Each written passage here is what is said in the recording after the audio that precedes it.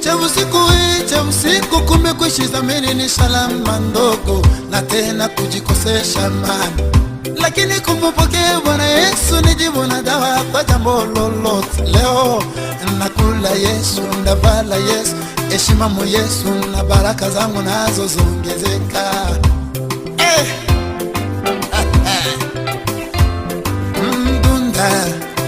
Dunda Yesu, dunda mu Yesu, dunda na Yesu, dunda mu Yesu. Les bienfaits